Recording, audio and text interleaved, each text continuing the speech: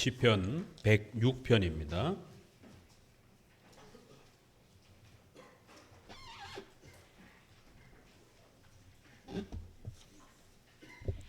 시편 106편 6절 7절을 제가 봉독합니다.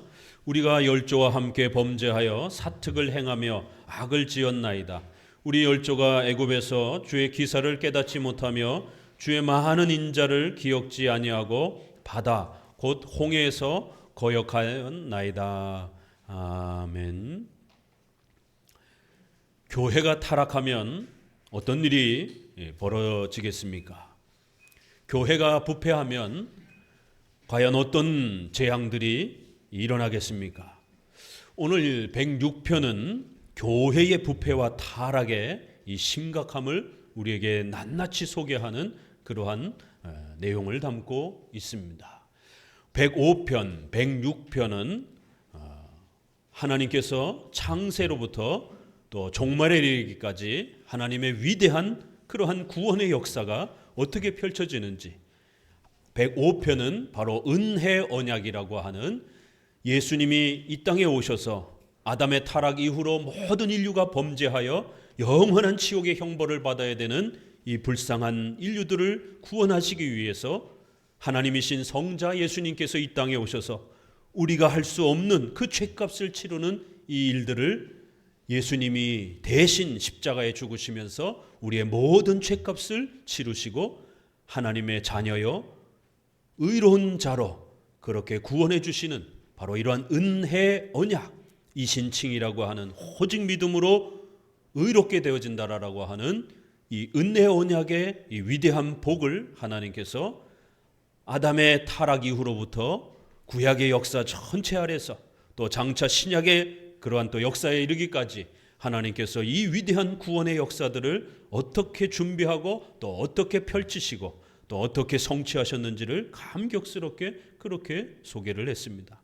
이제 106편은 거기에 대한 또 짝으로 그런 하나님의 위대한 구원의 역사 앞에 불순종하고 불신앙을 갖고 시시때때로 원망하고 불평하고 하나님을 향해 따지고 하나님을 향해 원망하면서 하나님을 못마땅하게 여기는 이러한 불신앙의 죄악들, 또 교회의 이러한 또 원망과 또 죄악된 이러한 또 불신앙의 모습들을 낱낱이 소개하면서 우리에게 주어진 이 구원이란 바로 이러한 엄청난 인간의 타락에도 불구하고 하나님께서 그 모든 인간의 불신앙과 타락과 부패를 깨트리고 이겨내면서 우리에게 그 구원의 위대함을 선물로 주신 것이다라고 하는 감격스러움을 105편, 106편에 이어서 소개를 합니다. 특별히 이제 106편에는 이런 하나님의 위대한 은혜 앞에 늘 끊임없이 원망했던 이스라엘 백성들의 그 구약의 이러한 많은 역사들을 압축해서 소개하면서 도대체 뭐 때문에 그렇게 불평했는가? 도대체 뭐 때문에 그렇게 하나님이 마음에 안 들었는가? 도대체 무엇 때문에 그렇게 하나님이 싫었는가? 도대체 무엇 때문에 그렇게 하나님을 외면했는가? 도대체 뭐 때문에 이스라엘 백성들은 그 엄청난 기적과 하나님의 도움을 받고도 끊임없이 원망하고 불평하며 결국 교회의 타락과 부패를 가져오게 했는가? 과연 오늘 우리 한국 교회는 과연 이 106편의 이 책망 앞에서 과연 우리는 안전할 수 있는가? 이스라엘 백성들만 그렇게 타락한 것인가? 오늘 한국 교회는 타락하지 않았는가? 이런 부분들을 우리가 함께 106편을 보면서 또 함께 잘 헤아려 보셔야 되는 것입니다. 좀 무거운 주제입니다. 죄와 관련된 주제이고 교회의 부패와 타락에 대한 그런 주제이기 때문에 조금 무거운 주제일 수 있지만 우리 인간의 죄악에 대한 교회의 죄에 대해서 성경은 아주 정확하게 가르쳐주고 그 죄를 정확하게 깨달아야 회개할 수 있는 기회를 얻는 것입니다. 회개해야만이 이 하나님의 무서운 재앙과 진노로부터 구원받을 수 있는 또 기회가 주어지는 것입니다. 오늘날 한국 교회는 죄에 대한 설교가 사라졌습니다. 그저 행복해져야 된다, 잘 살아야 된다, 교회 나오면 행복해질 수 있다, 즐거울 수 있다, 이렇게 온통 모든 교회의 설교들은 어떻게 하면 행복해질 수 있는지, 어떻게 하면 부자가 될 수 있는지, 어떻게 하면 성공할 수 있는지, 이런 온갖 자신의 부귀영화와 자신의 성공을 그렇게 마음적으로 북돋아주는 그러한 심리학적인 그러한 권면을 하고 있을 뿐입니다.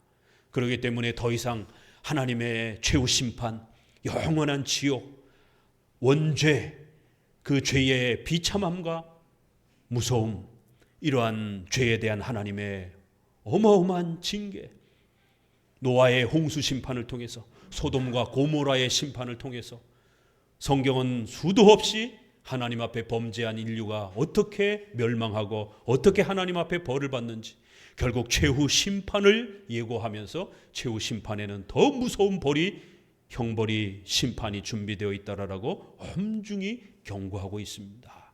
그렇기 때문에 비록 무거운 주제라 할지라도 인간의 죄를 정확하게 우리가 들어야만이 깨닫고 회개할 수 있는, 그리하여 하나님의 위대한 구원 앞으로 나아갈 수 있는, 또 하나님께서 회복시켜 주시는 은혜를 우리가 맛볼 수 있는 것입니다.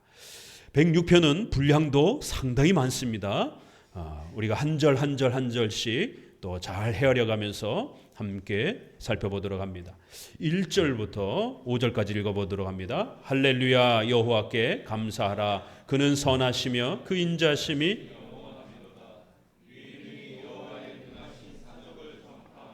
그 영예를 다 광포할고, 공의를 지키는 자들과 항상 의를 행하는 자는 복이 있도다.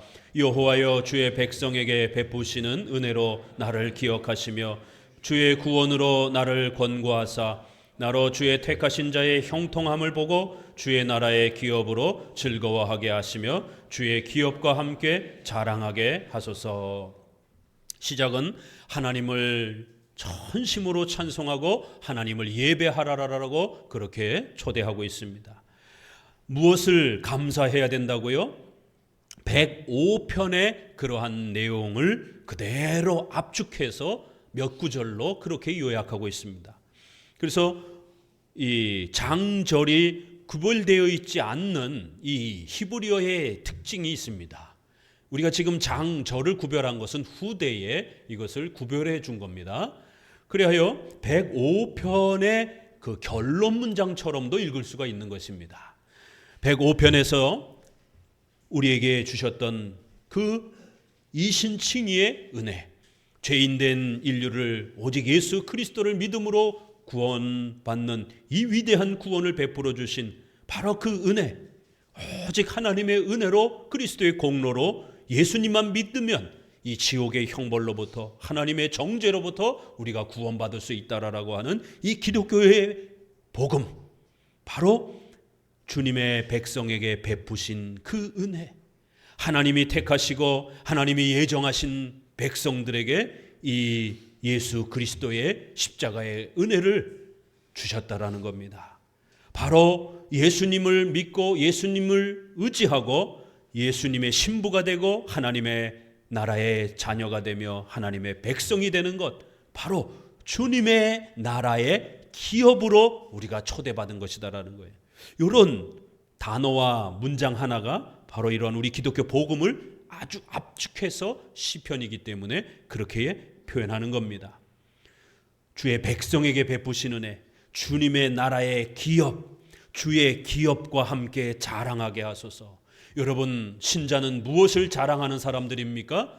교회 나와서 돈을 많이 벌었다, 교회 나와서 성공했다, 교회 나와서 자식이 잘 됐다, 서울대, 연세대 이런 좋은 대학에 갔다, 좋은 기업에 취업을 했다, 이런 걸 자랑하는 게 아닙니다. 교회는 영원한 지옥의 형벌로부터 하나님 앞에 심판받아야 되는 비참한 인류가 예수 그리스도의 십자가의 은혜로 구원받는 이 놀라운 구원의 비밀을 자랑하는 것이에요. 이신칭의를 자랑하는 것이에요. 하나님의 자녀요, 하나님의 백성이 되는 것을 자랑스러워하는 것입니다. 이렇게 이신칭의와 은혜 언약의 구원의 복을 자랑하라라고, 그것을 찬송하라라고, 그것을 감격해 하라라고 먼저 초대합니다. 그런데 이제 6절부터 본격적으로 이러한 소중한 은혜 언약과 이신칭의의 기독교 복음을 변질시키고 타락시킨 교회의 부패와 타락을 이제 본격적으로 시작합니다. 6절부터 13절까지 읽어봅니다. 우리가 열조와 함께 범죄하여 사특을 행하며 악을 지었나이다. 열조가 애굽에서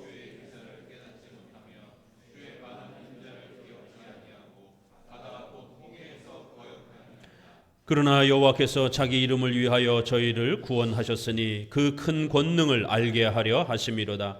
이에 홍해를 꾸짖으시니 곧 마름에 저희를 인도하여 바다 지나기를 광야를 지남 같게 하사 저희를 그 미워하는 자의 손에서 구원하시며 그 원수의 손에서 구속하셨고 저희 대적은 물이 덮음에 하나도 남지 아니하였도다.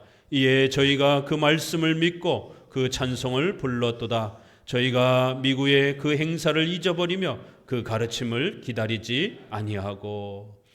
6절이 오늘 이 106편의 핵심 구절입니다. 우리 열조와 함께 우리가 범죄하여 사특을, 하나님 앞에 심각한 죄악을, 악을 행하였나이다. 하나님 앞에 범죄한 이스라엘, 구약의 교회인 이스라엘 백성을 이렇게 소개합니다. 하나님 앞에 범죄하고 타락하고 부패한 자가 되었다라고 이렇게 고백합니다. 하나님께서 이스라엘에게 이 엄청난 아브라함의 언약, 또 다윗의 언약, 이러한 소중한 언약을 통해서 장차 오실 예수 그리스도를 통한 구원의 은혜를 주셨음에도 불구하고 이제 이스라엘 백성들은 그 소중한 하나님의 복음, 구원의 은혜를 발로 걷어차고 조롱하고 외면하고 깔보고 무시하고, 가나안 땅으로 가면, 출애굽을 통하여 가나안 땅으로 가면 금은 보화를 얻는 줄 알았는데, 땅덩어리를 큰 것을 각 집안마다 주는 줄 알았는데, 고생해서 출애굽을 통해서 나왔는데 약속한 땅은 고사하고 약속한 그러한 금은 보화는 고사하고 다 죽게 생겼다라고 불평하면서 원망하는 장면들이 이제 광야 생활을 통해서 소개되어집니다. 우리 열조가 애굽에서 주의 기사를 깨닫지 못하고 주의 많은 인자를 기억하지 아니했다. 바다 곧 홍해에서 거역하였다.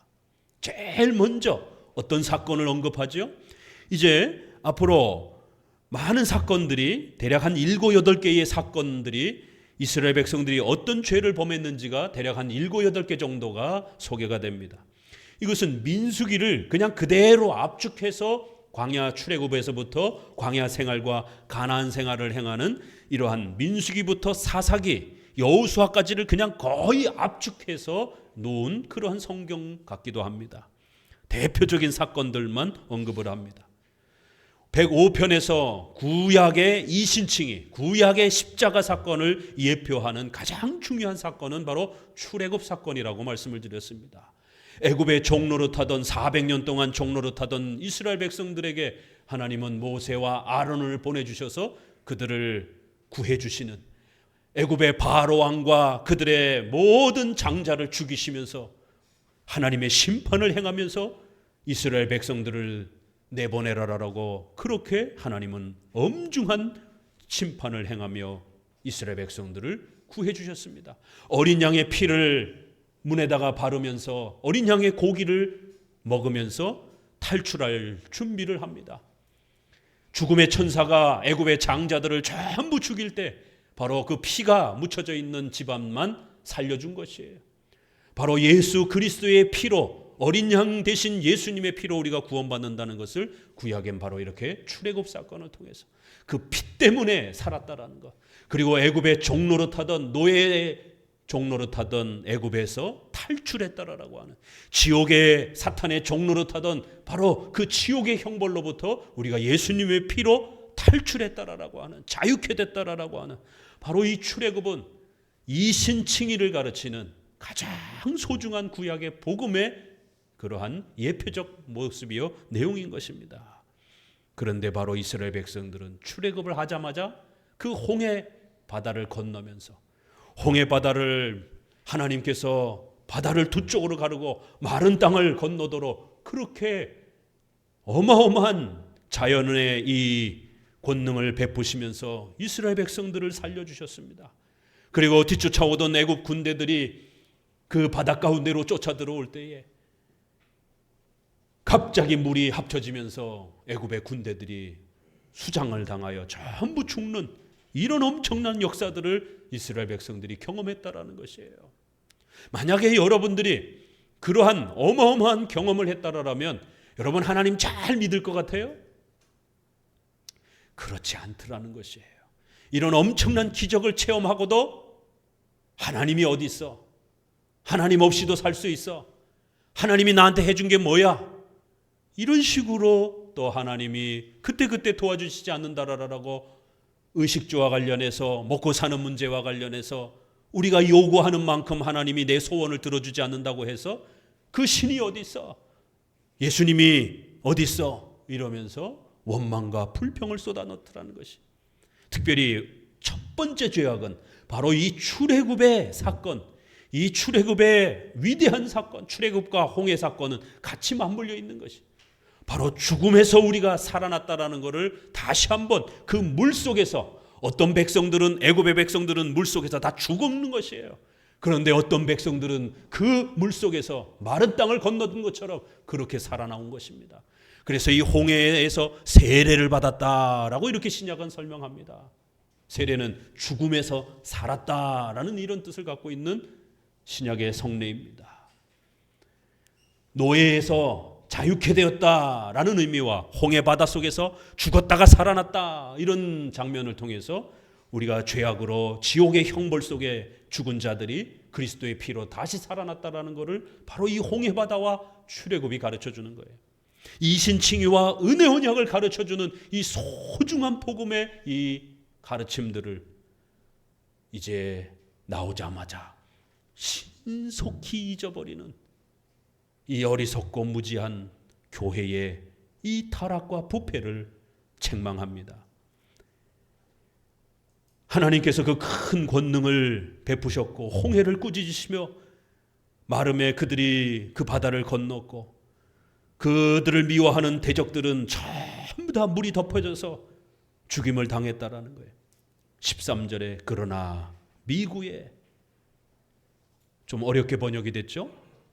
곧 즉시 그 행사를 잊어버렸도다.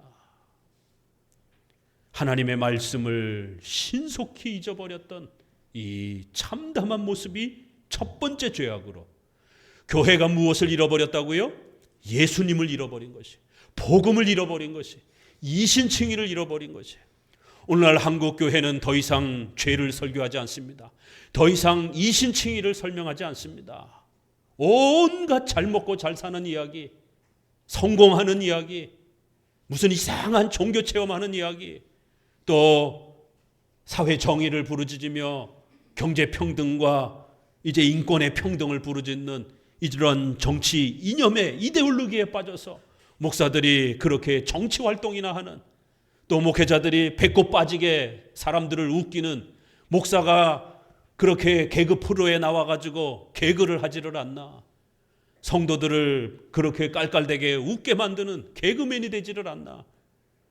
오늘날 더 이상 죄에 대해서 설교하지 않고 곧 죽으면, 예수님 믿지 않고 곧 죽으면 지옥의 무서운 형벌이 우리에게 닥친다라고 하는 이 참혹한 인간의 비참을 알려주지 않고 예수님의 피로 우리가 그 무서운 죄로부터 구원받을 수 있다라고 하는 이 이신칭의를 가르쳐주지 않고 도대체 교회는 무엇을 설교하고 있느냐라는 것이에요. 이스라엘 백성들은 출애굽해서 나오자마자 신속히 제일 먼저 이신칭의를 까먹었어요. 출애굽이 무엇인지를 까먹었습니다. 홍해 바다 사건을 왜 하나님이 경험케 하셨는지를 까먹었습니다. 그 출애굽 사건을 기억하기 위해서 유월절을, 절기를 만들어 놓고 매년마다 어린 양을 잡아서 제사를 드리고 또 그렇게 먹고 유월절을 지켰습니다. 종교적인 형식은 여전히 남아 있었는데, 제사는 많이 남아 있었는데, 예배는 많이 드리고 있었지만 신앙의 본질은 다 까먹은 것입니다. 신앙의 핵심은, 복음은 다 잊어버린 것이에요. 바로 첫 번째, 복음을 잃어버렸다는 것. 오늘날 한국교회는 복음을 잃어버렸습니다. 기억지 아니하고 잊어버리며 그 가르침을 기다리지 않고 하나님의 말씀을 사랑하지 않는, 교리를 사랑하지 않는, 성경을 사랑하지 않는, 강의 설교를 싫어하는 이러한 우리의 불신앙 때문에 결국 성경을 가르쳐주지 않으니까 온갖 세상 잡담이나 이런 세상 문학적인 얘기나 세상 정치적인 얘기나 이상한 종교체험 얘기나 하고 있는 것입니다. 주의 기사를 깨닫지 못하며 성경을 통해서 배워야 되는데 깨닫지 못하고 기억지 아니하고 잊어버리고 그 가르침을 기다리지 못하는, 결국 성경에 대한 무지와 복음에 대한 무지가 동시에 일어난 것을 첫 번째 지적하고 있습니다. 오늘 우리 성도들은 이신칭의로부터 성경은 하나님의 말씀이라는 것, 예수님은 신성과 인성을 가지신 분이라는 것, 하나님은 삼위일체 되신 전지전능하신 분이라는 것, 인간은 원죄를 가진 전적 부패한 죄인이라는 것, 오직 믿음으로 구원받는다라는 것, 신자들은 반드시 유형교회의 주일 성수를 통한 교회 생활을 하셔야 된다는 것, 이제 곧 우리가 죽으면 영원한 천국이, 영생이 준비되어 있다는 것, 믿지 않는 자들은 영원한 지옥이 준비되어 있다는 것, 바로 이 7대 교리가 사도신경의 핵심 교리인 것이에요. 이 7대 교리를 잊어버리지 않기 위해서 부단히 복습하시고 부단히 반복하시며 부단히 우리 마음에 새기셔야 됩니다. 그렇지 아니하면 잊어버리게 되는 것이에요. 14절부터 15절 읽어봅니다. 광야에서 욕심을 크게 바람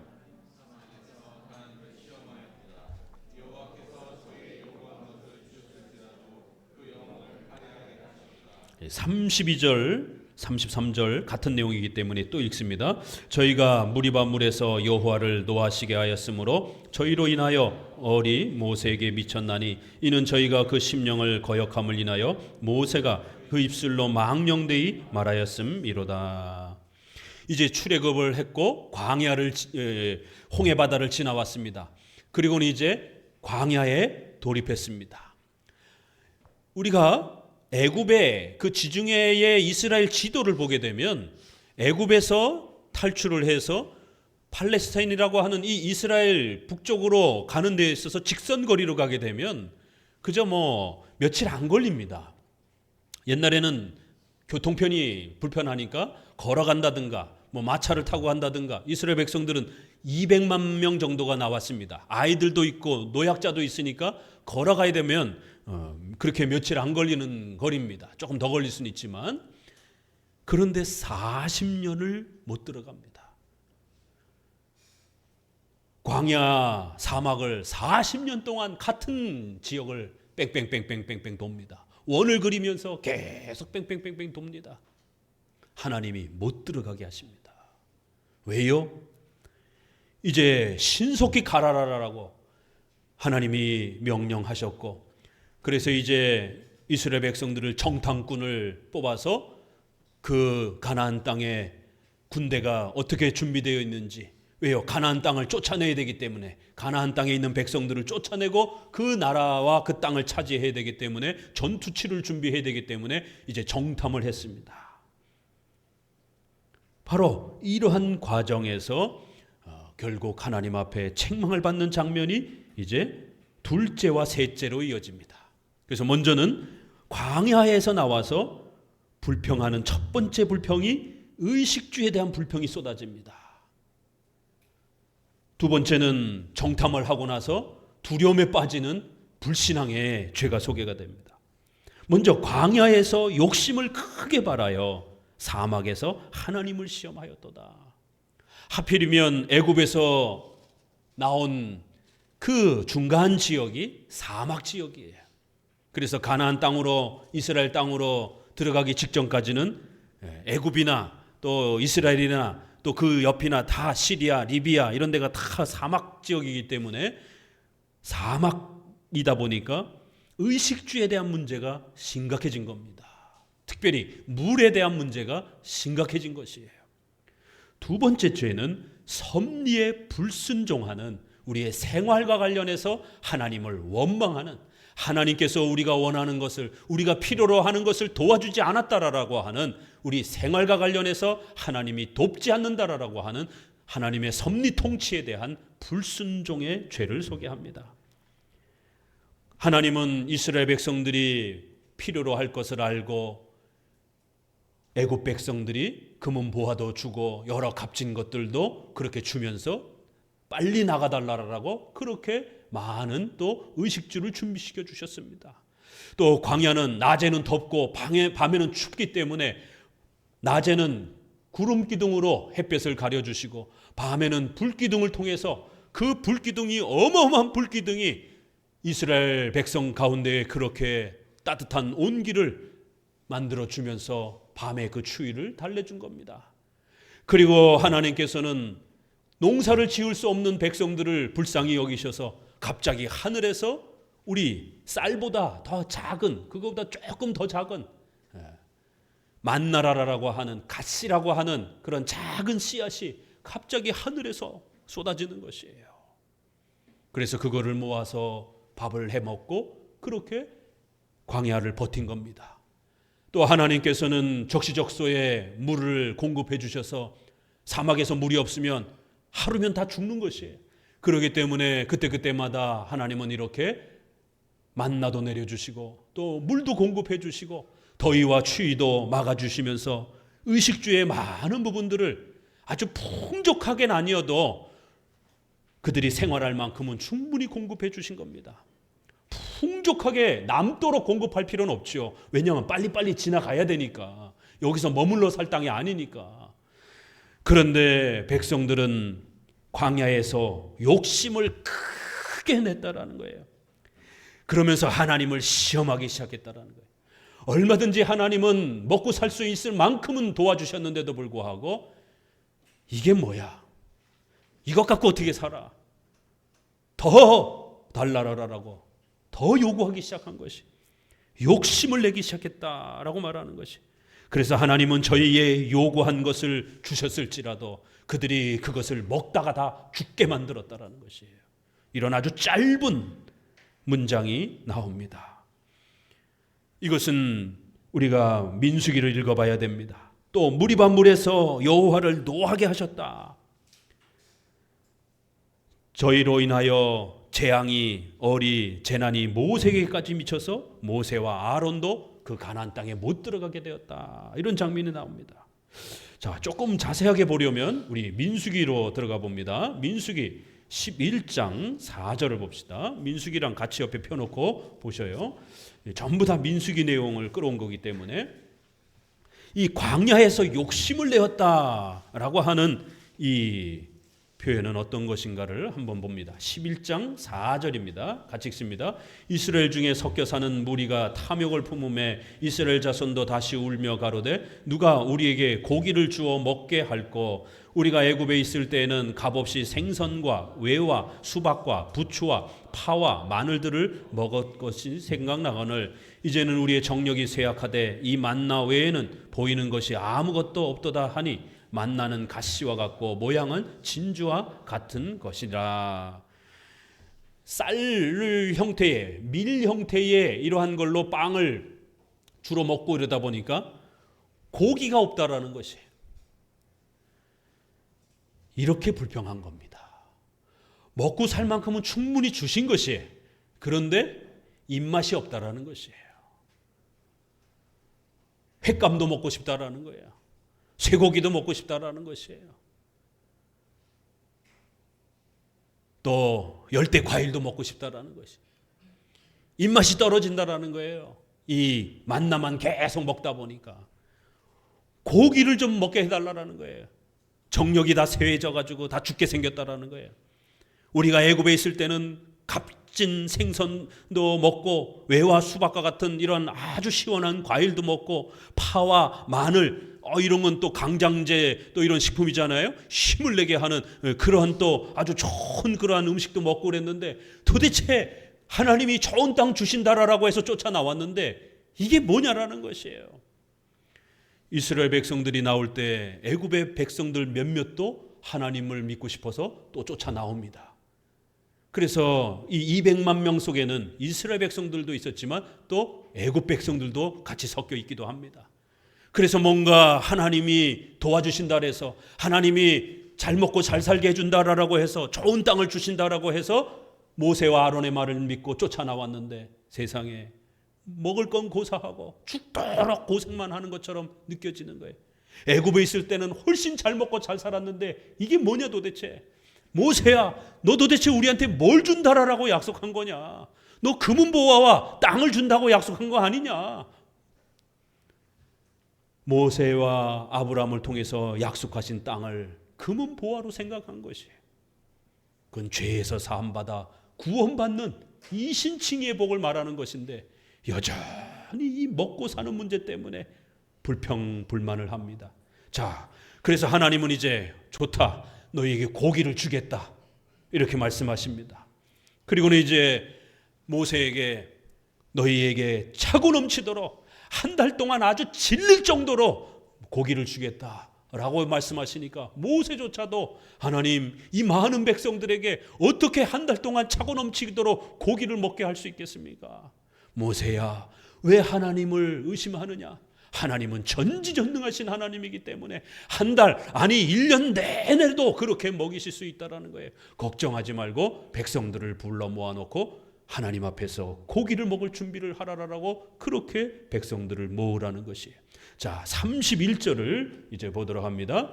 11장 31절 어떤 일이 벌어졌는가? 바람이 여호와에게로서 나와 바다에서부터 메추라기를 몰아 진곁 이편 저편 곧 진사방으로 각기 하루 길 되는 지면 위 2규빗쯤에 내리게 한지라. 백성이 일어나 종일 종야와 그 이튿날 종일토록 메추라기를 모으니 적게 모은 자도 10호멜이라. 그들이 자기를 위하여 진 사면에 펴두었더라. 고기가 아직 이 사이에 있어 씹히기 전에 여호와께서 백성에게 대하여 진노하사 심히 큰 재앙으로 치셨으므로.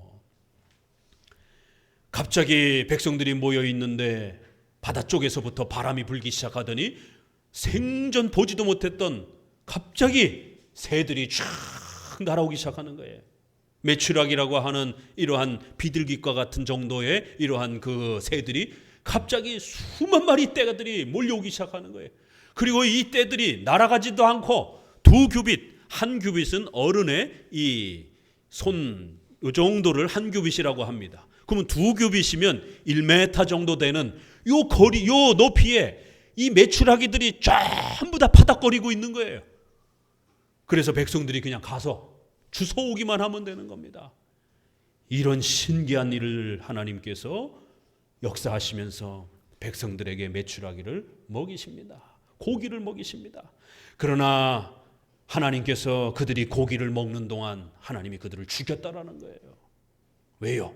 불신앙 때문에.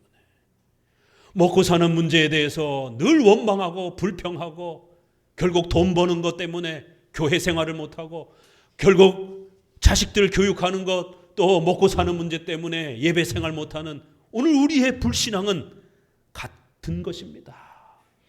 결국 이스라엘 백성들은 이신칭의를 소망하면서 나온 것 같지만 결국 의식주에 대한 이 불신앙이 더 커지면서 먹고 사는 문제가 더 커지면서 하나님 이건 안 주십니까? 하나님 이거는 안 주십니까? 더 왜요? 온 세상의 금은 보따리를 다 달라고 그러죠. 하나님은 역사에 필요한 만큼 어떤 사람은 부자로, 어떤 사람은 운동을 잘하는 사람으로, 어떤 사람은 공부를 잘하는 사람으로 각양각색의 많은 은사들을 골고루 그렇게 배포해 주셔서 창조 세계가 돌아가도록 그렇게 역사해 가시는 것이, 모두가 다 금덩어리만 쥐고 사는 게 아닌 것이에요. 백성들은 의식주에 더 많은 욕심을 내면서 탐욕을 내면서 하나님 앞에 의식주의 불평과 원망을 쏟아내기 시작하더라는 거예요. 우리 민수기 20장으로 가봅시다. 32장의 무리바 물 사건은 바로 이 민수기 20장과 관련된 사건입니다. 민수기 20장 2절을 같이 읽어봅니다. 회중이 물이 없으므로 모여서 모세와 아론을 공박하니라. 백성이 모세와 다투어 말하여 가로되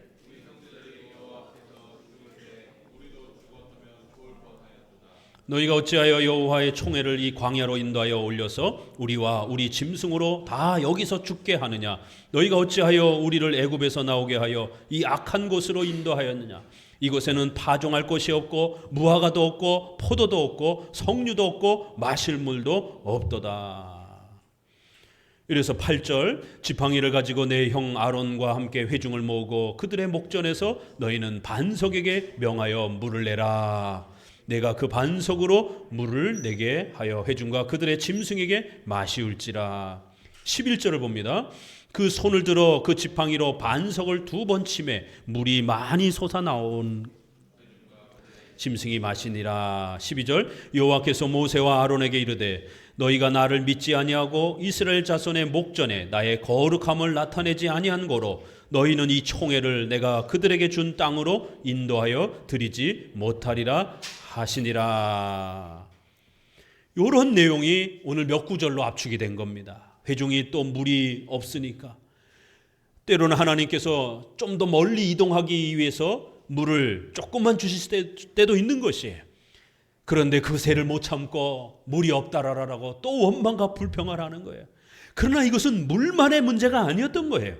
파종할 것도 없고 무화과도 없고 포도도 없고 석류도 없고 마실 물도 없고 온갖 그러한 과일과 채소 먹을 좋은 입맛을 돋구는 그런 음식들도 없고 이게 뭐냐라고.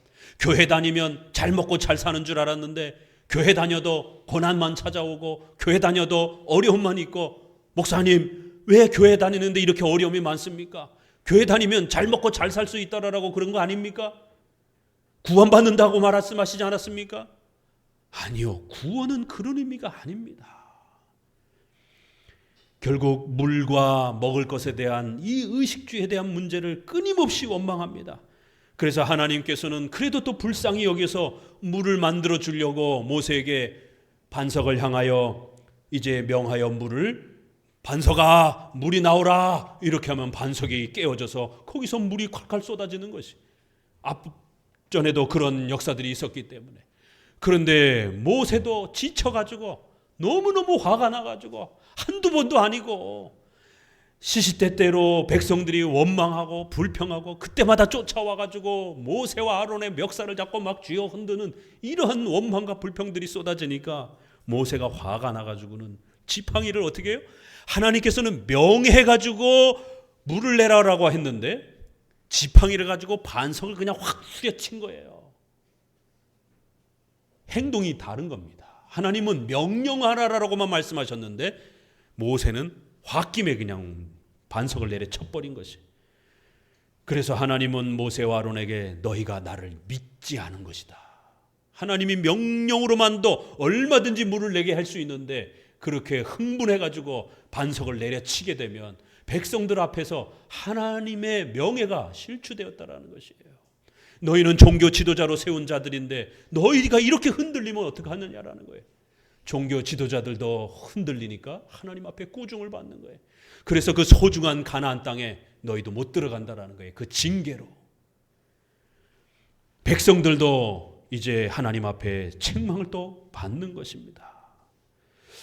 자, 이렇게 의식주와 관련해서 하나님이 마치 우리를 안 도와주시는 것처럼 여러분의 먹고 사는 문제에 대해서 하나님은 얼마든지 도와주실 수 있습니다. 십계명을 따라 우리가 잘 순종하면 하나님은 섭리의 역사를 통해서 이렇게 만나도 주시고 또 갑자기 물고기가 그렇게 등장해서 백성들을 먹이는 것처럼 오늘 우리 성도들의 모든 삶을 얼마든지 지켜주실 수 있는 거예요. 다만 우리가 원하는 것만큼의 욕심만 안 부린다라면 얼마든지 하나님이 도와줄 수 있는 것이에요. 자, 세 번째 16절부터 읽어봅니다. 저희가 지내서 모세와 여호와의 성도 아론을 질투하며 땅이 갈라져 다단을 삼키며 아브라함의 당을 덮었으며 불이 그 당 중에 붙으며 화염이 악인을 살랐도다. 모세와 아론에게 또 원망합니다. 그런데 이번엔 좀 다른 주제예요.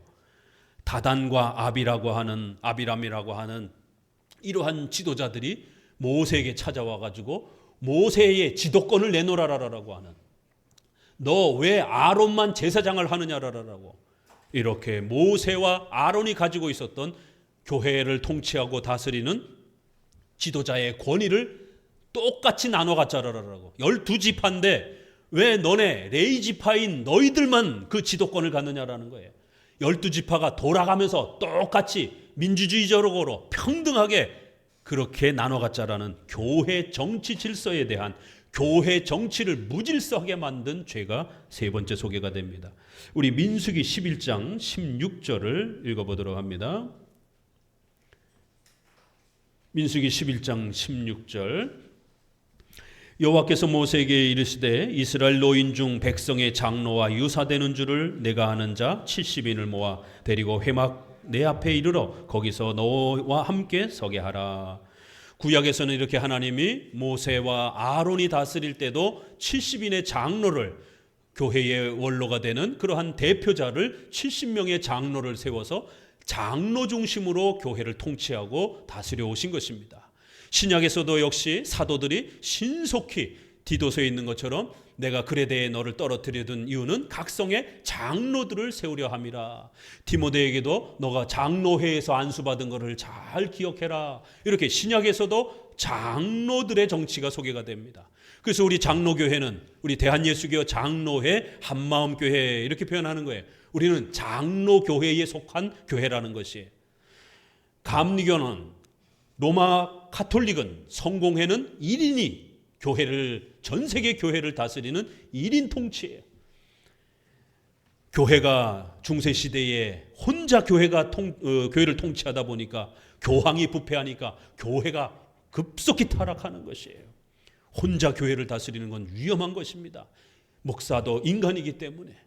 그런데 오늘날은 사회가 민주주의가 되면서 왜 교회를, 목사님과 장로님만 교회를 통치하느냐?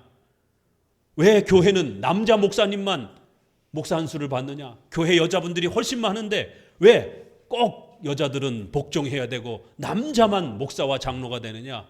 이거 불평등하다. 그렇기 때문에 여자 목사도 세워달라. 또 모든 성도가 돌아가면서 똑같이 통치하자. 민주주의적 통치, 회중파 교회라고 말합니다. 이걸 회중정치라고 말합니다. 회중, 교회 성도들 모두가 다수결로 그렇게 교회를 운영하는 그러한 다수정치, 민주주의 정치, 회중정치라고 말합니다. 그러나 성경은 한 개인도, 또 아니면 전체 회중이 다스리는 것이 아니라 대표가 되는 장로들이 다스리는 장로 정치를 하나님이 명령하고 계십니다. 그래서 우리는 장로 정치를 표방하고 있는 것이. 자, 16장 1절로 갑니다. 그런데 이제 여기에 대해서 불평을 가지면서 결국 회중 정치를 요구하는 이제 이러한 또 죄를 나타냅니다. 16장 1절입니다. 레위의 증손 고핫의 손자 이스라엘의 아들 고라와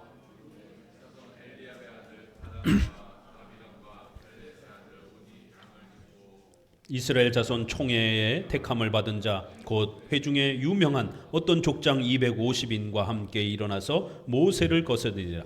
그들이 모여서 모세와 아론을 거스려 그들에게 이르되 너희가 분수에 지나도다. 회중이 다 각각 거룩하고 여호와께서 또 그들 중에 계시거늘 너희가 어찌하여 여호와의 총회 위에 스스로 높이느냐. 여기 바로 다담과 아비람이 등장하죠. 바로 이 인물이 바로 여기서 소개가 되는 거예요. 고라와 르우벤 자손도 함께 동참을 합니다. 유명한 지도자들 250명이 때로 지어와가지고 모세와 아론에게 따지고 드는 것이에요. 왜 너희들만 지도권을 행하느냐? 우리 12지파가 똑같이 나눠갔자. 그 중에 다담과 아비람이 더 아주 기세가 등등해가지고 대표적으로 그렇게 더 싸움을 건 것이. 16장 27절을 읽어보도록 합니다. 27절. 무리가 고라와 다단과 아비람의 장막 사면을 떠나고 다단과 아비람은 그 처자와 유아들과 함께 나와서 자기 장막문에 선지라. 하나님께서 대노하셨습니다. 그래서 이제 다담과 아비람의 가족들을 한쪽에 세우고 이스라엘 백성들은 절대로 그들의 죄악에, 그들의 그러한 원망과 불평에 동참하지 말고 그들과 분리해서 서 있으라는 거예요. 왜요? 하나님이 이제 그들을 죽이실 것이다라는 거예요. 교회가 타락하면 재앙이 일어납니다. 교회가 부패하면 하나님의 무서운 진노가 임한다는 사실을 이렇게 거듭거듭 많이 보여줍니다. 자, 30절을 읽어봅니다. 만일 여호와께서 새 일을 행하사 땅으로 입을 열어 이 사람들과 그들의 모든 소속을 삼켜 산채로 음부에 빠지게 하시면 이 사람들이 과연 여호와를 멸시한 것인 줄을 너희가 알리라. 이 모든 말을 마치는 동시에 그들의 밑에 땅이 갈라지니라. 땅이 그 입을 열어 그들과 그 가족과 고라에게 속한 모든 사람과 물건을 삼키매 그들과 그 모든 소속이 산채로 음부에 빠지며 땅이 그 위에 합하니 그들이 총회 중에 망하니라. 일반적으로 자연사해서 죽는다라면 모세가 잘못된 것이고, 만약 하나님이 특별한 기적을 행하셔서 땅이 쫙 갈라져 가지고 만약에 그들이 땅속으로 빠져 죽는다라면 이것은 저들이 잘못이다라는 것이. 그 말을 마치기도 전에 땅이 쫙 갈라지면서 다담과 아비람의 모든 가족이 땅속으로 꺼졌고, 그리고는 다시 땅이 원래대로 합쳐졌다라는 것이. 이런 놀라운 자연을 지배하여 그 자연의 재앙을 통해서 인류를 징계하시는 이러한 어마어마한 역사가 소개가 됩니다. 그리고는 하늘에서 결국 불이 떨어져서 250명도 불태워 죽입니다. 자, 그러자 백성들이 정신을 차려야 되는데 여전히 회중정치를 요구하는 것이, 오늘날 대부분의 교회들이 회중정치로 지금 한국교회가 흘러가고 있습니다. 더 이상 장로교회라고 하는 간판을 걸어놓고 장로교회를 하지 않습니다. 노회와 총회라 교회법을 존중하는 이러한 대표자들이 교회를 통치하는 이러한 노회정치와 교회법 중심의 장로정치를 잃어버렸습니다. 성도들도 장로 정치와 교회법에 순종하는 것을 싫어합니다. 그건 목사님의 생각이죠. 나는 목사님 생각하고 달라요. 이러한 회중파 정치의 이러한 형태들이 오늘날 교회의 대안으로 펼쳐져 가고 있습니다. 그러나 이러한 회중 정치에 대해서 엄중하게 하나님이 벌하시는 장면이 바로 민수기 16장인 것이. 41절을 봅시다. 백성들이 이 죄에 대해서 같이 참여하는 것을 보게 됩니다. 41절, 이튿날 이스라엘 자손의 온 회중이 모세와 아론을 원망하여 가로되 너희가 여호와의 백성을 죽였도다 하고, 회중이 모여 모세와 아론을 칠 때에 회막을 바라본즉 구름이 회막을 덮었고 여호와의 영광이 나타났더라. 하나님이 급히 나타나셔서 결국 12지파의 죽은 나무가지 하나씩을 가져다가 이제 성막으로 가져와라 요구하십니다. 마른 죽은 나무 12개를 가져다가 특별히 아론의 것도 가져다가 놓습니다. 과연 하나님이 그 권위를 주신 지파가 누구인지를 이 기적을 통해서 알려주마. 만약 그 죽은 나무가 꽃이 피고 열매가 맺으면 바로 그 지파만이 하나님의 통치권을 위임받은 그러한 지파인 줄 알라. 교회를 통치하는 것은 인간이 원하는 대로 자기 마음대로 그렇게 할 수 있는 게 아니라는 것이에요. 교회의 주인은 예수 그리스도이시기 때문에 하나님이 원하시는 대로 교회를 운영해 가는 것이다라는 거예요. 하나님은 회중정치로 교회를 운영하지를 원치 아니하시고 교회의 대표가 되는 말씀의 전문가인 목사와 또 행정의 전문가인 장로를 세워서 그렇게 장로회 중심으로 교회를 통치해 가기를 원한다라는 것이에요. 그러자 그 다음에 날에 보니까 아론의 지팡이에서 싹이 나고 열매가 맺어진 것입니다. 그리고는 그 아론의 지팡이를 법궤에다가 가져다가 이제 오래도록 간직하도록 합니다. 결국 이 일로 인해서 48절을 같이 읽어봅니다. 죽은 자와 산 자 사이에 섰을 때 연병이 그치니라. 고라의 일로 죽은 자 외에 연병에 죽은 자가 14,700명이었더라. 몇 명이 죽었다고요?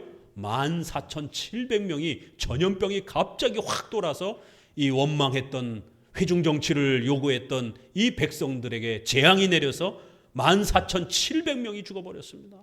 지금도 14,700명이 굉장히 많은 것입니다. 하나님 앞에 사람들이 죽어나가는 거예요. 그리고는 12지파의 지팡이를 갖다 놓고 그렇게 하나님이 기적을 보여주신 것이 17장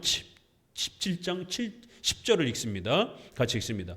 여호와께서 또 모세에게 이르시되 아론의 지팡이는 증거궤 앞으로 도로 가져다가 거기 간직하여 패역한 자에 대한 표징이 되게 하여 그들로 대한 내게 대한 원망을 그치고 죽지 않게 할지니라. 이렇게 영원히 법궤에다 갖다 두고 교회 정치 질서는 장로 정치 제도가 성경적인 제도라는 것을 꼭 기억하라라고 이 아론의 쌍난 지팡이를 하나님의 임재의 표시인 바로 법궤에 갖다 놓고 백성들이 잊어버리지 않도록 그렇게 가르치는 것을 보게 됩니다. 오늘날도 장로 정치 제도를 잃어버린 이 안타까운 한국 교회의 현실들을 우리는 보셔야 됩니다.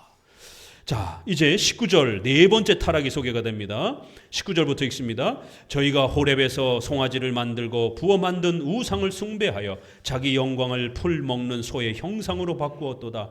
애굽에서 큰 일을 행하신 그 구원자 하나님을 저희가 잊었나니 그는 함 땅에서 기사와 홍해에서 놀랄 일을 행하신 자로다. 그러므로 여호와께서 저희를 멸하리라 하셨으나 그 택하신 모세가 그 결렬된 중에서 그 앞에 서서 그 노를 돌이켜 멸하시지 않게 하였도다. 네 번째 죄는 뭐가 어떤 사건이 소개가 되죠? 바로 예배의 타락이 소개가 됩니다.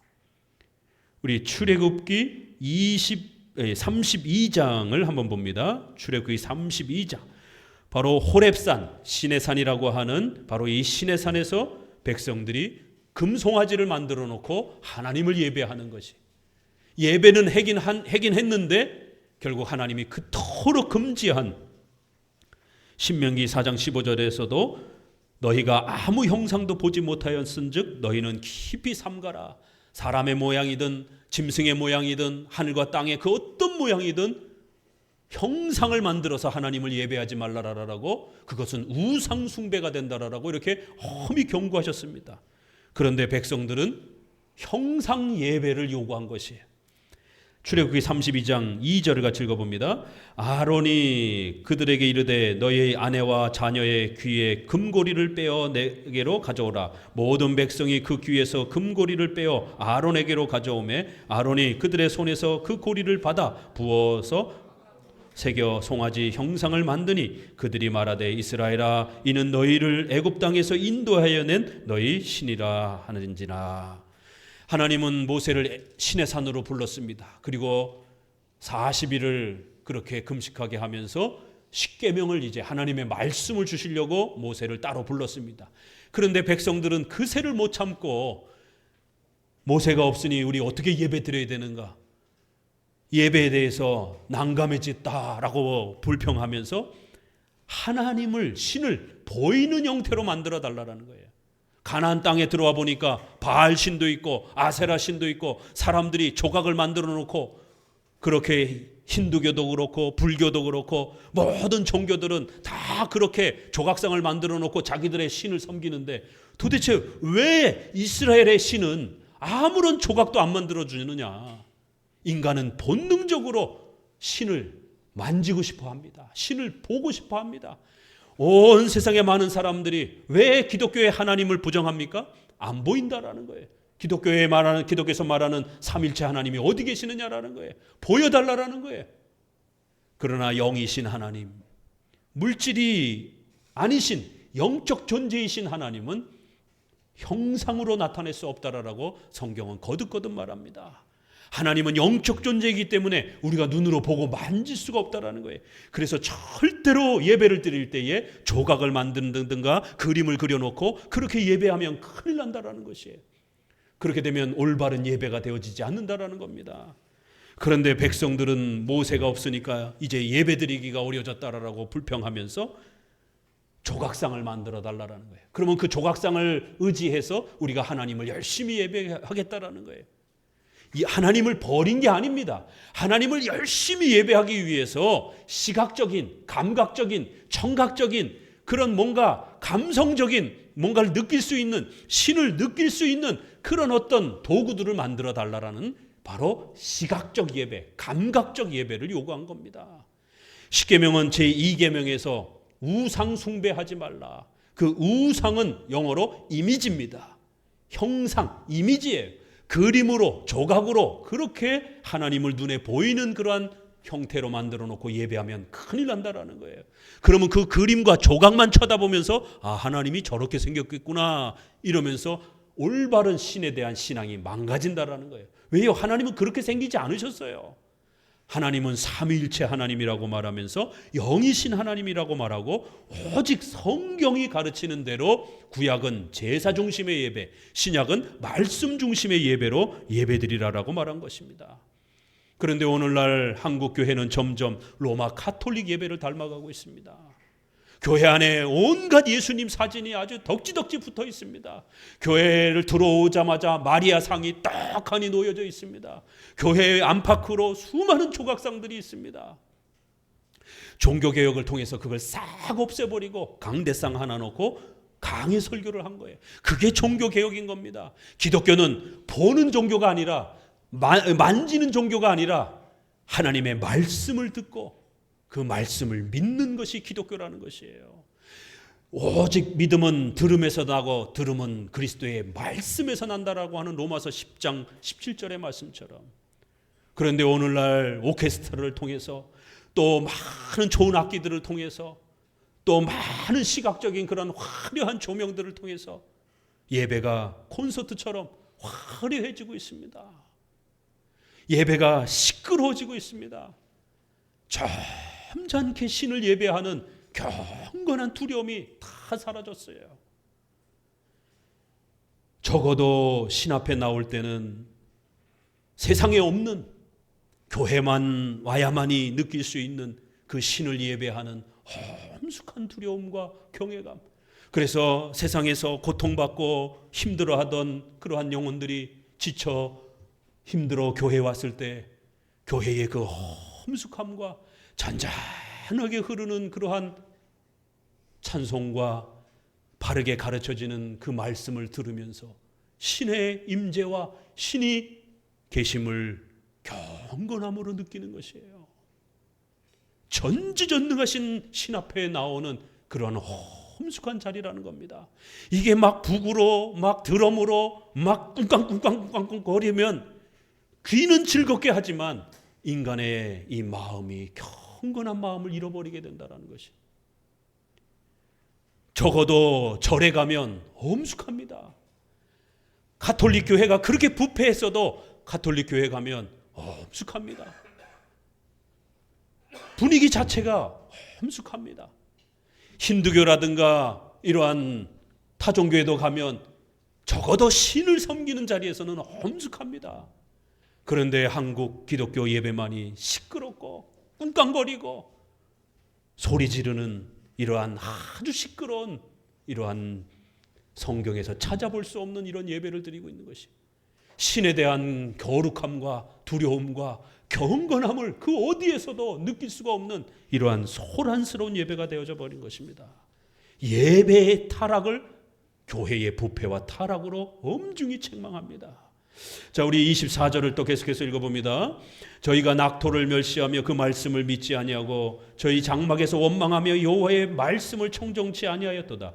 이러므로 저가 맹세하기를 저희로 광야에 엎드려지게 하고 또 그 후손을 열방 중에 엎드러뜨리며 각지에 흩어지게 하리라 하셨도다. 다섯 번째는 약속의 땅을 믿지 않는, 말씀을 믿지 않는 불신앙이 소개가 됩니다. 앞서 말씀드린 것처럼 이제 정탐을 하고 하나님이 이 땅을 주실 테니까 속히 들어가라는 것이에요. 너희는 군대가 작아도 얼마든지 하나님이 도와주시면 이 전쟁을 치를 수 있다라는 거예요. 그런데 정탐을 하고 왔더니만 민수기 13장 25절에 40일 동안에 땅을 탐지하고 마치고 돌아왔는데 분명히 좋은 땅이긴 했는데 거기에 거인들이 살더라는 거예요. 자기들보다 더 힘이 센 사람들이 살더라는 것이. 이 땅 못 들어갑니다. 그래도 선지자를 통해서 들어가라라고 명령하니까 32절에 이스라엘 자손 앞에서 그 탐지한 땅을 악평하여 가로되 우리가 두루 다니며 탐지한 땅은 그 거민을 삼키는 땅이요 거기서 본 모든 백성은 신장이 장대한 자들이더라. 거기서 또 네피림 후손 아낙 자손 대장부들을 보았습니다. 우리 스스로 보기에도 우리는 메뚜기 같습니다. 민수기 14장 2절에 이스라엘 자손이 다 모세와 아론을 원망하여 온 회중이 그들에게 이르되 우리가 애굽 땅에서 죽었거나 이 광야에서 죽었다면 차라리 좋았을 것이다라는 거예요. 기껏 데리고 와가지고 저 거인들하고 싸워서 죽게 만드느냐라고 또 원망합니다. 하나님의 말씀을 믿지 않는, 성경에는 많은 신앙과 관련된 약속들, 또 생활과 관련돼서 하나님이 우리를 도와주시겠다라고 하는 많은 믿음의 약속들이 있습니다. 하나님의 말씀을 불신앙하는 이러한 신앙의 또 부패들을 보게 됩니다. 결국 40일을 탐지하고 나서 결국 이러한 죄를 졌기 때문에 1일을 1년으로 쳐서 40년 동안 하나님 앞에 징계를 받으면서 가나안 땅에 못 들어가고 그렇게 광야 생활을 하게 되는 것입니다. 자, 28절 계속 읽어봅니다. 저희가 또 바알부올과 연합하여 죽은 자에게 제사한 음식을 먹어서 그 행위로 주를 경록해 함을 인하여 재앙이 그 중에 유행하였도다. 때에 비느하스가 일어나 처벌하니 이에 재앙이 그쳤도다. 이 일을 저에게 의로 정하였으니 대대로 무궁하리로다. 이제 점점 그 죄악이 극에 달아갑니다. 6번째는 결국 종교 혼합주의와 성적인 타락의 범죄가 일어납니다. 민수기 25장 1절을 같이 읽어봅니다. 도대체 이 바알부올 사건, 비느하스, 이 사건은 도대체 어떤 것인가? 자, 집중해서 보세요. 25장입니다. 같이 읽습니다. 이스라엘이 시딤에 머물러 있더니 그 백성이 모압 여자들과 음행하기를 시작하니라. 그 여자들이 그 신들에게 제사할 때 백성을 청하매 백성이 먹고 그들의 신들에게 절함으로 이스라엘이 바알부올에게 부속된지라. 이스라엘에게 진노하사.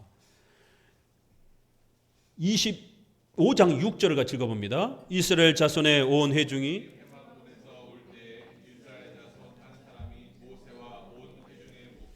미디안의 한 여인을 데리고 그 형제에게로 온지라. 제사장 아론의 손자 엘르아살의 아들 비느하스가 보고 회중의 가운데서 일어나 손에 창을 들고 그 이스라엘 남자를 따라 그의 막에 들어가서 이스라엘 남자 여인의 배를 꿰뚫어 두 사람을 죽이니 연병이 이스라엘 자손에게 그쳤더라. 그 연병으로 죽은 자가 24,000명이었더라. 몇 명이 죽었다고요? 전염병이 또 갑자기 확 돌아서 24,000명이 죽은 거예요. 발락 왕이라는 이방 왕이 발람 이방 선지자를 꾀어다가 이스라엘을 저주해달라고 이렇게 요청을 했습니다. 그런데 하나님이 나타나셔서 발람 선지자를 강하게 책망하면서 이스라엘을 저주하지 못하고 오히려 이스라엘을 축복하게 하는 그러한 놀라운 역사를 만들어 주셨습니다. 그러자 이 나쁜 발람 선지자가 돌아가면서 발락 왕에게 이 백성은 신이 보호하는 백성이기 때문에 함부로 전쟁을 통해서는 이길 수는 없습니다. 그런데 내가 한 가지 약점은 가르쳐 드리겠습니다. 어찌됐든 사람은 성적 타락을 할 수 있는 남자들은 성에 약하니까 예쁜 여자들을 데려다가 성적으로 유혹해 보십시오. 그리고 또 바알과 아세라라고 하는 화려한 이 가나안 종교의 이런 부분들을 여자들이 자기들 신앙으로 초대해 보십시오. 그러면 여자한테 눈이 멀면 결국 성적 타락이 일어날 것이고, 그러면 결국 여자들이 믿는 가나안의 바알신도 섬기게 될 것입니다. 그거 외에는 전쟁으로 이 백성을 이길 수는 없습니다.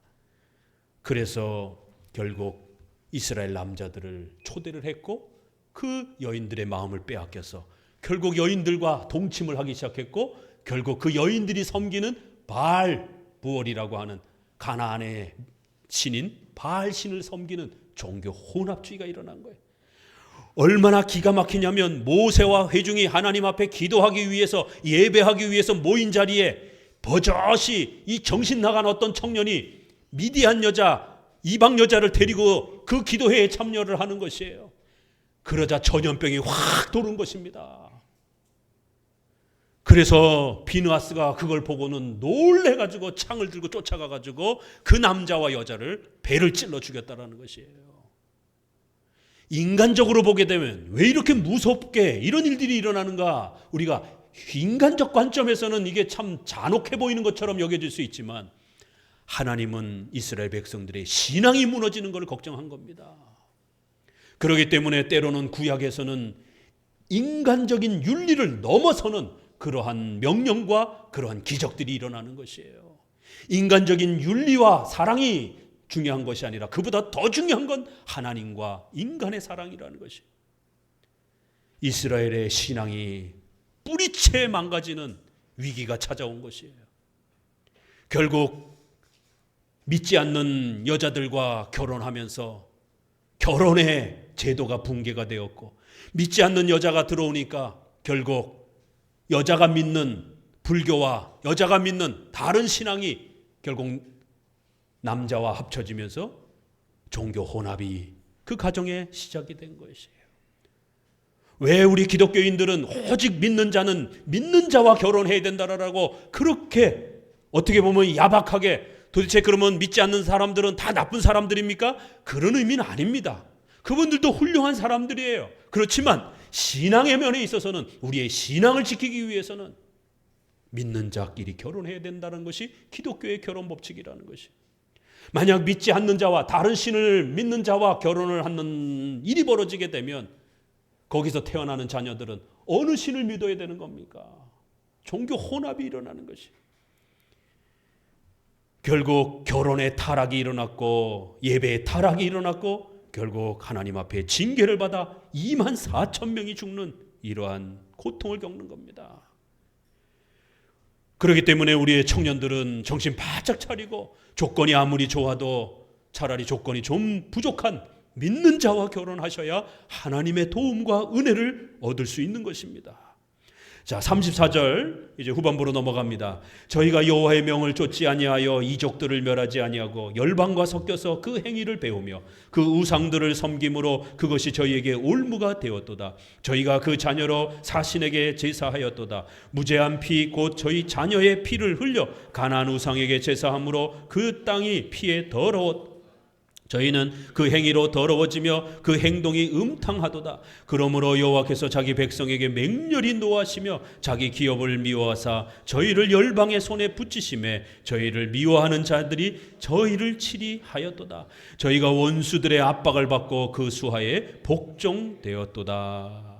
일곱 번째도 역시 종교 혼합주의와 우상 숭배의 죄가 마지막으로 한 번 더 소개가 됩니다. 결국 교회 예배가 타락하자 어디까지 타락합니까? 이방 종교와 섞어서 자기 자식을 제물로 바치면서 그렇게 자신의 소원을 이루려고 하는 이런 참혹한 몰상식한 폐륜적인 일들이 벌어지는 것이. 고대로부터 신에게 뭔가 도움을 받으려면 가장 값진 것을 갖다 바쳐야 된다라고 하는 것이 서구나 우리나라나 다 동일한 그러한 신에 대한 관념입니다. 우리나라도 용왕신에게 눈을 뜨게 하기 위해서 그렇게 심청이가 인신 제사를 드리잖아요. 사람을 제물로 바치는 것, 서구나 우리나라나 이 미신 속에는 가득 차 있습니다. 그런데 기독교인들이 이런 참혹한 짓까지 따라하는 것이에요. 사람을 병을 고친다라면서 사람을 두들겨 패면서 안찰 기도를 하지를 않나. 20일 40일을 금식을 하면서 그렇게 기도응답 받는다라고 강제로 금식을 시키지를 않나. 온갖 금욕주의가 오늘 한국교회를 얼마나 병들게 하고 한국교회 성도들을 얼마나 몰상식한 반의료적인 코로나 시대에 그렇게 백신 음모론을 퍼뜨리면서 성도들의 생명이 죽음의 위협에 처하게 만드는 이러한 참혹한 금욕주의, 이러한 종교 혼합주의와 우상숭배적인 교회의 부패와 타락이 얼마나 많았습니까? 이렇게까지 타락한 거예요. 그래서 결국 이방 나라에 그들이 포로가 되었도다라는 거예요. 북이스라엘은 722년에 망하고 남유다는 586년에 바벨론에 의해 멸망당하는 참혹한 징계를 받는 겁니다. 이제 43절을 읽습니다. 여호와께서 여러 번 저희를 건지시나 저희가 꾀로 거역하며 자기 죄악으로 인하여 낮아짐을 당하였도다.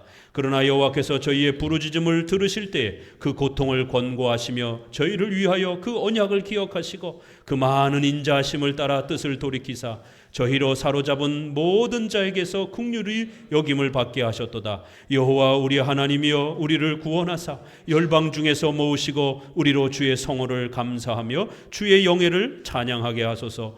여호와 이스라엘의 하나님을 영원부터 영원까지 찬양할지어다. 모든 백성들아 아멘 할지어다. 할렐루야.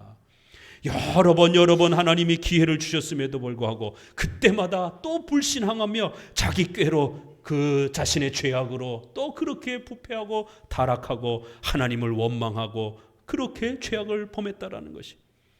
그럼에도 하나님께서 그 언약을 기억하시고 그들을 불쌍히 여기시고 그들을 긍휼히 여기셔서 다시 회개할 기회를 주시고 회개한 백성들을 구원의 은혜로 초대해 주셨다라는 것이. 하나님이 언약을 기억하지 않았다라면 우리 손으로 언약을 갈갈이 찢어서 그렇게 교회를 파괴하고 교회를 부패케 만들었던 우리의 이런 어리석은 죄악 때문에 기독교의 구원은 수십 번도 망가지고 수십 번도 더 사라졌을 것입니다. 그러나 하나님께서는 아브라함에게 주셨던 언약을 기억하셨고 다윗에게 주셨던 언약을 하나님 스스로 그렇게 기억하셔서 하나님 자신의 영광을 위하여 앞절에 있는 것처럼 우리에게 구원을 성취시켜 주셨다는 겁니다. 오늘도 이렇게 우리가 설교를 들을 수 있었던 것은 바로 이렇게 하나님이 언약을 기억하시고 한국교회가 6.25와 일제시대 때에 기독교 신앙을 다 잊어버릴 그런 위기에도 교회가 전멸할 그런 위기에도 하나님은 이 대한민국에 또다시 교회를 남겨주셔서 저와 여러분이 이렇게 예배드릴 수 있도록 하나님은 언약을 기억해 주신 것이. 하나님께서 언약을 기억해 주시지 않았다라면 우리의 구원은 하루아침에 다 없어질 것입니다. 오늘 다시 한번 106편의 교회의 부패와 타락의 모습을 보면서 교회의 부패와 타락은 반드시 재앙을 불러온다라는 것, 교회적 재앙도 불러오지만 국가 사회적 재앙도 불러온다라는 것, 교회가 회복이 되어야 사회도 교회도 건강해질 수 있다는 것입니다. 하나님이 책망하고 기회를 주셨을 때 회개하고 우리에게 주신 소중한 그 신앙의 질서들을 지켜가야 하는 것입니다.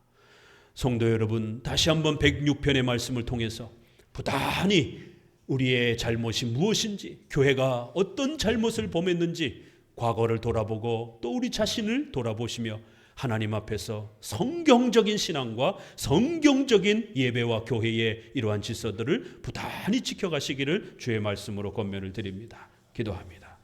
하나님, 오늘 귀한